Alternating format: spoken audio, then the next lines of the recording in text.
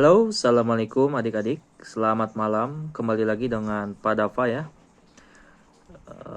Mohon maaf sebelumnya, mungkin video ini akan di-share sekitar jam 8 lah ya, ke kelas 9D gitu ya.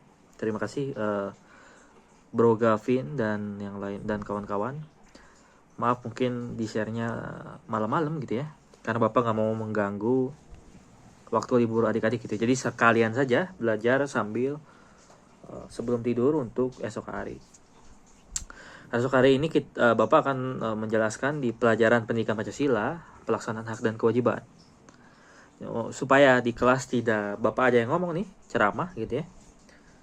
Bapak mau nge-share dulu nih video yang sudah Bapak buat, video pematerian gitu ya. Adik-adik bisa nontonnya sambil tiduran gitu ya, sambil makan, sambil nyemil dan sebagainya. Oke? Jadi silahkan ditonton santai saja supaya nanti besok tergambar materi yang akan kita bahas bersama-sama. Oke? Kalau bisa siapkan pertanyaan nih supaya nanti kita bisa berdiskusi di kelas. Gitu ya. Silakan, selamat belajar. Halo adik-adik kelas 9D gitu ya, SMP Laboratorium UPI. Di sini Bapak akan kembali menjelaskan nih untuk esok hari, tepatnya hari Senin tanggal berapa sih? Tanggal 14 gitu ya. Jadi video ini Bapak khususkan untuk adik-adik nih, supaya nanti di kelas kita bisa langsung ke hal-hal yang lebih seru gitu ya. Materi apa Pak yang akan dijelaskan di video sekarang? Terima kasih juga sebelumnya yang sudah mengakses video ini gitu ya. Materi di bab 2 sub 2 yang akan diterangkan besok hari adalah pelaksanaan hak dan kewajiban. Besok Bapak akan bermonolog nih tentang esai yang sudah Bapak buat. Penasaran? Ya, nanti besok ya kita bisa simak bareng-bareng.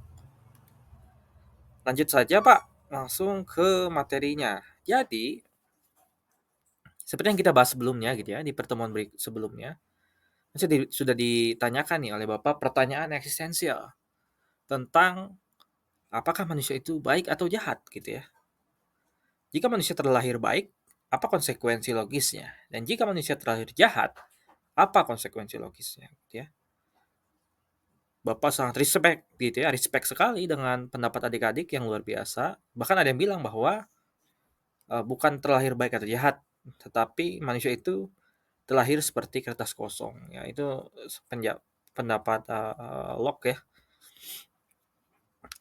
Maka kita akan lanjut ke pertanyaan berikutnya yang lebih eksistensial lagi, yakni tentang peradaban gitu. Dalam peradaban, ya, kita bisa tahu ya, peradaban itu apa sih Pak?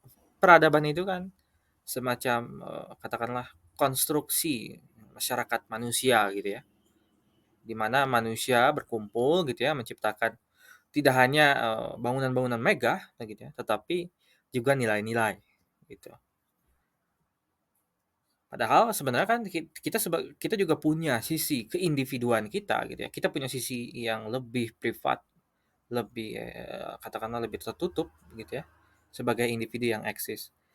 Dan itu memang seringkali sulit ya, dan menjadi topik berbagai peradaban dalam sejarah manusia, bahwa bagaimana sih supaya seorang individu yang eksis gitu ya, yang bisa melakukan apapun sebenarnya, itu bisa bersama-sama dengan individu-individu lainnya, sama-sama bebasnya gitu, menciptakan sesuatu yang lebih kuat gitu ya, kemudian aman dan solid seperti peradaban. Itu sulit sekali. Makanya di sini Bapak ingin membahas tentang pelaksanaan hak dan kewajiban gitu ya. Karena selain ada hak sebagai klaim individu gitu ya, ada juga kewajiban yang harus dijalankan dalam peradaban, oke? Jika tidak ada peradaban, maka tidak ada kewajiban, oke? Karena kewajiban itu lahir dari kebersamaan, tuntutan kebersamaan. Ada prinsip-prinsip yang penting gitu ya, dalam mengenal katakanlah pelaksanaan hak dan kewajiban. Kurang lebih ada tujuh prinsip. Nah, di sini Bapak sambil ngecas laptop nih. Kebetulan laptopnya sudah habis baterai. 7 prinsip itu apa aja Pak? 7 prinsip itu yang pertama ada hak asasi manusia. sebagai prinsip fundamen dalam pelaksanaan hak dan kewajiban yang harus diandaikan gitu ya. Kemudian yang kedua ada kewajiban hukum. Tentang kurang lebih, semacam ya tuntutan bagi, manusia gitu ya, bagi seorang individu untuk wajib mentaati aturan gitu ya. Karena akan chaos sekali ya jika aturan itu tidak ditaati dalam sebuah peradaban, apapun itu gitu ya, peradaban apapun. Kemudian kewajiban sosial. Ternyata di luar hukum atau masyarakat dalam arti yang lebih, katakanlah lebih tidak baku gitu ya. Masyarakat itu kan disusun atau terjadi gitu ya, sebuah komunitas itu kan kadang, bisa spontan gitu ya, bisa sintetis juga. Jadi ada juga loh kewajiban sosial gitu, yang bukan kewajiban hukum dalam bermasyarakat. Yang keempat ada pemerintah yang bertanggung jawab, kita tahu lah ya. Yang kelima ada akses ke informasi dan pendidikan gitu. Dan yang keenam ada perlindungan hak minoritas. Hingga yang terakhir nih, sistem hukum yang adil. Kita lanjut saja ya. Yang pertama, tentang hak asasi manusia. Bapak bacakan dulu. Hak asasi manusia atau, bisa dikenal gitu ya secara umum sebagai HAM gitu ya, adalah hak yang dimiliki setiap individu secara universal. Apa Pak artinya universal? Universal itu mensemesta. Maksudnya apa? Diakui bukan hanya secara nasional, gitu, secara bangsa-bangsa tertentu, tetapi harus diandaikan sebagai sesuatu yang fundament dan dikenal oleh manusia di seluruh peradaban dunia. Di bumi ini gitu ya. Jadi universal, bersifat menyeluruh tanpa memandang latar belakang. Oke. Pelaksanaan HAM yang baik menjamin bahwa setiap warga negara dapat menikmati hak-hak dasar seperti hak untuk hidup. Tadi kan padahal Bapak udah bilang gitu ya, setiap bahwa hak hak asasi manusia dikenal secara universal di era modern sekarang gitu ya. Tetapi kok di sini ada juga yang bilang bahwa pelaksanaan HAM yang baik itu menjamin bahwa setiap warga negara dapat menikmati gitu ya, atau atau dijamin gitu ya, hak-hak dasarnya seperti hak untuk hidup. Kok ada warga negara, Pak? Bukannya itu bersifat universal? Nah, justru karena universal itu dan bangsa kita juga menjunjung nilai-nilai universal seperti hak asasi manusia, bisa kok Bapak bisa tahu gitu ya, bisa dilihat di Undang-Undang Dasar, di pembukaan misalnya gitu ya, bahwa bangsa kita menjamin hak asasi manusia, itu menjadikan bangsa kita katakanlah, mmm, solid solid dalam berupaya untuk menjaga, untuk menjamin gitu ya, hak-hak dasar warga negaranya gitu ya. Jadi bangsa kita itu tidak bangsa tertutup ya, yang katakanlah, mmm, tidak terbuka terhadap sesuatu yang universal gitu ya. Tetapi bangsa kita juga punya tujuan-tujuan universal di sana. Misalkan HAM ini gitu. Kemudian ada juga kebebasan berpendapat gitu dalam HAM dan hak untuk mendapatkan pendidikan. Kenapa 3 hak itu sangat penting gitu ya dalam, dimensi hak asasi manusia sebagai prinsipil pelaksanaan hak dan kewajiban. Tentu seperti yang sudah dijelaskan sebelumnya ya dalam materi sebelumnya tentang pengertian hak dan pengertian kewajiban dan pengertian moralitas Bapak jelaskan saat itu, bahwa pengandaian terhadap, nilai-nilai universal terhadap sesuatu itu terkadang jauh lebih nyata daripada apa yang diatur dalam hukum. Misalkan moralitas ini gitu ya, apa yang baik dan apa yang jahat, percaya nggak sih adik-adik, terkadang lebih nyata daripada apa yang baik dan jahat atau apa yang jahat gitu ya, yang diatur dalam hukum. Misalkan membunuh itu hal yang salah gitu ya, oke itu salah, dan kita tidak mungkin membunuh sembarang orang di jalan gitu ya. Apakah karena mungkin ada KUHP atau kitab, undang-undang hukum pidana yang mengatur itu sehingga kita tidak membunuh? Bapak rasa sih bukan hal itu ya yang pertama terlintas dalam benak kita, tetapi membunuh itu jahat karena itu jahat, gitu ya. Dari entahlah itu hati nurani atau sesuatu yang melekat dalam diri kita, sesuatu yang abstrak dari, perangkat akal kita, entah itu, gitu ya. Tetapi bagi Bapak itu lebih nyata daripada aturan-aturan hukum. Jadi hak asasi manusia itu nilai fundament pertama nih, dalam pelaksanaan hak dan kewajiban gitu ya. Sehingga memahami dan menghormati HAM adalah fondasi dari hubungan yang seimbang antara hak dan kewajiban. Jadi, coba bayangkan dunia seperti apa jika setiap orang menyadari bahwa setiap manusia itu memiliki hak gitu ya. Apa yang akan terjadi dalam masyarakat yang demikian gitu. Tentu di sana ada pelaksanaan kewajiban gitu ya. Kita bisa mengandaikan setiap manusia menuntut haknya masing-masing nih, misal hak untuk hidup. Si A ingin hidup, misal si B ingin hidup, si C ingin hidup dalam suatu masyarakat misalkan. Maka apa yang harus menjadi kewajiban antara ketiganya? Yakni tentu tidak membunuh satu sama lain. Gitu ya. Itu kewajiban kan jadi kewajiban. Jadi untuk mencapai hak itu ternyata juga harus ada pelaksanaan kewajiban. Nah, semoga mengerti ya. Lanjut. Kewajiban hukum. Bapak bacakan dulu. Setiap warga negara memiliki kewajiban untuk mematuhi hukum yang berlaku. Ini termasuk menjalankan peraturan yang ditetapkan oleh pemerintah yang bertujuan untuk menjaga ketertiban dan keadilan. Kewajiban hukum ini penting untuk memastikan bahwa hak setiap individu dapat dihormati dan dilindungi. Bapak ingin selalu mengandaikan kalau ada materi gitu ya, dari hal-hal yang paling dasar. Apa sih hukum itu? Mungkin adik-adik bisa atau mungkin terkadang menjawab gitu ya. Hukum itu sesuatu Pak, suatu aturan Pak, gitu ya. Berhenti di sana seringkali ya. Tapi kalau Bapak memandang hukum sebagai sebuah aturan dari penguasa. Kita bisa bicarakan tentang kontrak sosial bahwa tentu ya penguasa itu kan dipilih, entah itu melalui sistem yang bagaimanapun, demokrasi, monarki dan sebagainya. Dan penguasa itu menciptakan aturan untuk menciptakan pula peradaban yang teratur gitu ya.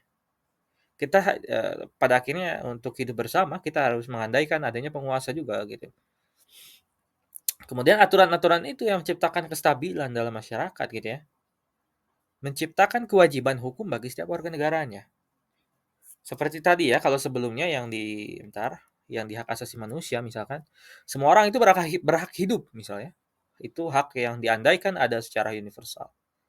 Kemudian misalkan seorang penguasa mengeluarkan aturan bahwa membunuh itu salah dan akan dihukum sedemikian rupa, misal begitu ya. Oke? Nah, di sanalah kita harus taat dan wajib terhadap hukum yang dikeluarkan oleh penguasa. Untuk apa? Untuk menciptakan hak-hak, untuk menjamin hak-hak orang lain dan juga hak kita. Kita tidak akan dibunuh, orang tidak akan dibunuh, kan? Hidup seperti itu memang indah gitu ya. Tetapi tentu penguasa juga bisa saja jahat. Maka kita mungkin sudah dibahas di kelas 8 atau kelas 7 tentang demokrasi di sana dan bagaimana pemerintahan yang baik tercipta gitu ya.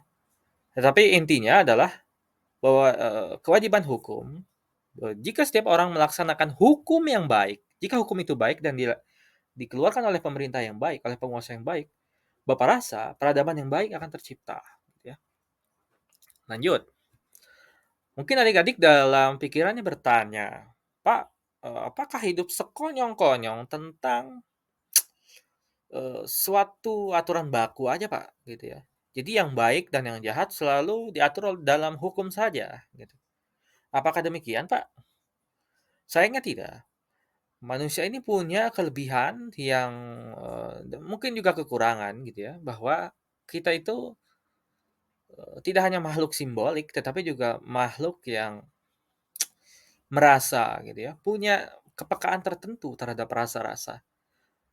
Misalkan ada seorang pencuri gitu ya, tentu berarti dia kan tidak menaati kewajiban dalam hukum. Karena ada hukum mengatur misalkan tidak boleh mencuri gitu ya. Mencuri itu jahat dan akan dihukum sedemikian rupa. Itu kan ada kewajiban hukum.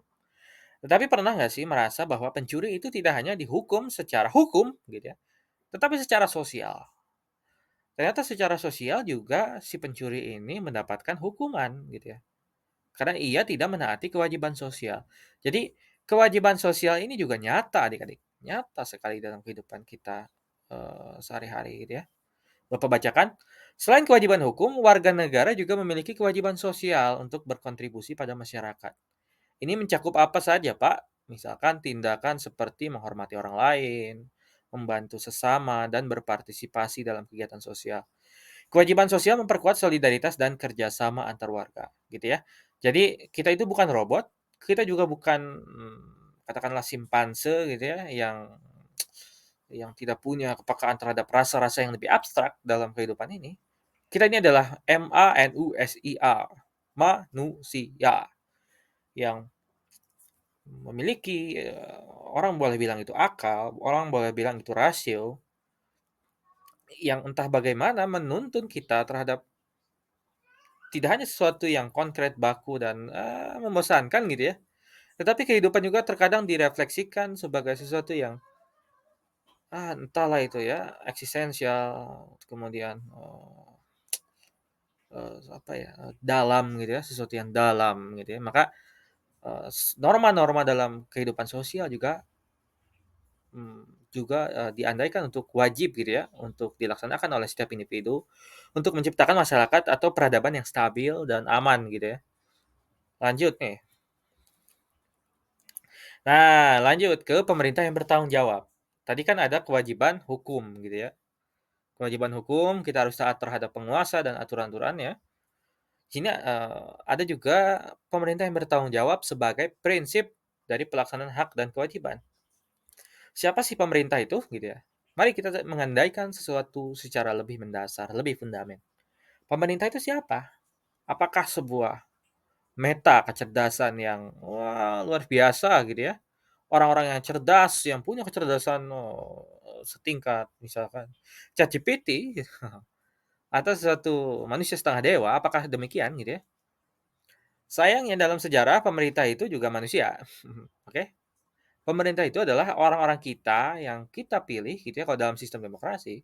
Bahkan sistem kerajaan juga di awal ya, kalau kerajaan itu kan kita di awal tentu dari suku-suku gitu ya, seringkali. Terus kemudian mengangkat seorang raja gitu ya dan memerintah mereka. Tapi kalau dalam demokrasi gitu ya, kita itu membawa orang-orang sesama kita sebenarnya untuk memerintah kita sendiri. Itulah demokrasi gitu ya. Dan pemerintah itu memang punya hak gitu ya untuk Bapak Bapak berani bilang ditaati oleh warganya gitu ya.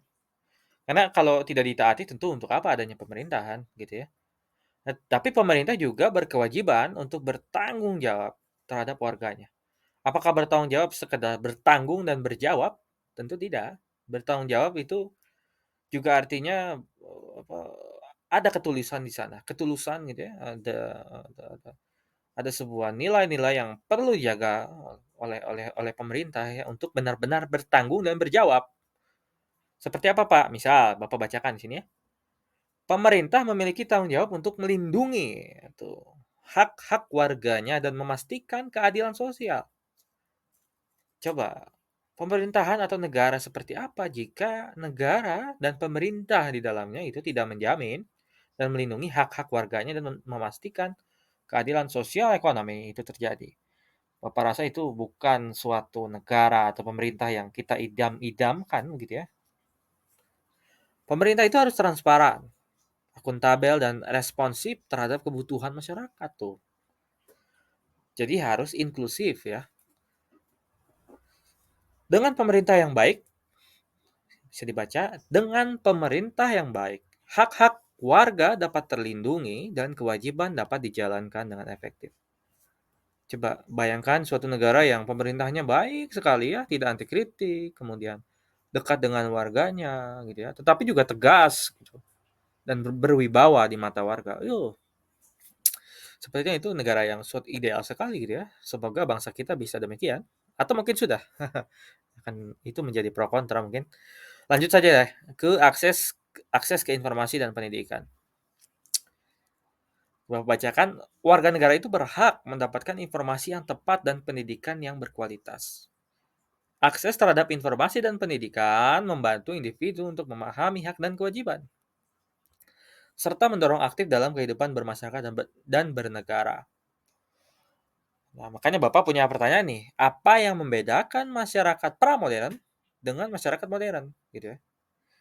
Masyarakat modern tentu dengan teknologinya gitu ya, punya keunggulan, punya katakanlah akses lebih terhadap informasi. Coba bayangkan di zaman dulu, di zaman di mana informasi selalu hadir dari lembaga-lembaga gitu ya. Katakanlah lembaga-lembaga kuasa, entah itu pemerintah ya, atau mungkin lembaga pers ya, yang itu saja, tidak ada informasi yang lebih fluid atau lebih lebih lebih cair ya di media seperti di media sosial sekarang. Seringkali banyak ya propaganda, kemudian sesuatu yang ditutup-tutupi gitu ya. Maka akses ke informasi dan pendidikan ini menjadi menjadi sesuatu yang prinsipil, sesuatu yang fundamental dalam pelaksanaan hak dan kewajiban. Bagaimana mungkin seorang manusia ini ya yang tidak terdidik untuk mengetahui apa aja dia punya hak gitu ya dalam hidup dan tidak mengetahui kewajiban mana saja gitu menciptakan peradaban yang menjamin hak-hak itu gitu ya bisa menjadi manusia yang utuh gitu ya. Bapak rasa manusia yang tertutup terhadap akses informasi dan pendidikan ya gitu ya yang tidak terdidik dan tidak terinforman gitu ya itu benar-benar bukan seperti manusia ya. Mereka benar-benar tidak dimanusiakan. Makanya informasi dan pendidikan itu sebenarnya sangat memanusiakan manusia gitu ya. Karena ia jadi bisa tahu hak-hak dia apa aja dan kewajiban-kewajiban yang perlu ia taati. Lanjut ke perlindungan hak dan minoritas. Penting untuk melindungi hak-hak kelompok minoritas agar mereka tidak terdiskriminasi. Pemerintah dan masyarakat harus berkomitmen untuk memastikan bahwa semua suara didengar dan hak-hak minoritas dihormati. Ini menciptakan lingkungan yang inklusif dan adil bagi semua warga negara. Coba bayangkan ya, Indonesia berapa sih sekarang penduduknya? 290 atau 300 atau 350 gitu ya. Coba dicari oleh adik-adik. Dan negara yang besar ini tentu tidak sekonyong-konyong tercipta oleh mayoritas gitu ya. Selalu saja dalam peradaban, dalam kebersamaan akan ada minoritas dan mayoritas gitu ya. Dalam berbagai sudut pandang, misalkan yang mayoritas dalam agama kita itu apa sih misalkan? Apakah itu Islam atau agama yang lain?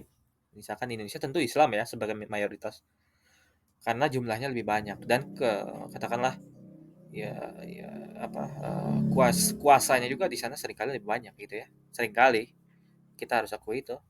Sehingga Islam menjadi mayoritas gitu ya dan agama lain menjadi minoritas di Indonesia. Oke, dalam sudut pandang agama. Oke, misalnya sudut pandang yang lain, Pak. Misalkan gender gitu ya. Di Indonesia yang lebih banyak laki-laki atau perempuan? Data bisa dicari nih oleh adik-adik ya, yang lebih banyak di Indonesia gitu ya, adalah laki-laki. Maka laki-laki adalah mayoritas. Dan misalkan dalam paradigma yang lain, misalkan nih yang kerja itu laki-laki atau perempuan, Pak? Para pekerja, kaum pekerja itu ya yang punya akses terhadap ekonomi dan pekerjaan. Mayoritasnya laki-laki gitu ya, ngerti ya? Dan minoritasnya perempuan. Jadi harus ada perlindungan hak gitu ya terhadap minoritas gitu ya supaya tidak terdiskriminasi. Karena peradaban macam apa gitu ya yang katanya menjunjung kebersamaan tetapi semuanya itu dipentingkan untuk mayoritas semata gitu ya. Maka perlindungan hak dan minoritas ini penting sekali, oke? Entah oleh siapapun, oleh pemerintah maupun oleh kita bersama gitu ya. Lanjut, Pak. Sudah 22 menit, Pak. Yang ketujuh, prinsip yang ketujuh adalah sistem hukum yang adil. Sistem hukum yang adil menjamin bahwa setiap orang mendapatkan perlakuan yang sama di depan hukum. Ini mencakup akses ke pendidikan yang tidak memihak dan proses hukum yang transparan. Dengan sistem hukum yang baik, pelaksanaan hak dan kewajiban dapat dijalankan dengan adil dan seimbang. Gitu ya, sama ya, seperti penjelasan sebelumnya. Jadi, Pak, kesimpulannya apa nih, Pak? Kesimpulannya itu, memahami pelaksanaan hak dan kewajiban secara seimbang adalah kunci untuk menciptakan masyarakat yang harmonis dan adil gitu ya. Karena seringkali hak itu tidak tercipta semata-mata, tidak tercipta sekonyong-konyong ada. Gitu ya. Tetapi hak itu dijamin entah oleh sesuatu yang lebih berkuasa secara vertikal atau oleh penghormatan terhadap hak itu sendiri secara horizontal gitu ya. Sehingga terciptalah adanya yang disebut kewajiban gitu, oke? Dengan mempromosikan prinsip-prinsip di atas, kita dapat membangun hubungan yang saling menghormati antara warga negara dan negara atau warga negara dengan warga negara, gitu ya. Sekian saja materi dari Bapak. Terima kasih sebelumnya dan selamat beristirahat. Semangat untuk belajar esok hari. Oke, assalamualaikum.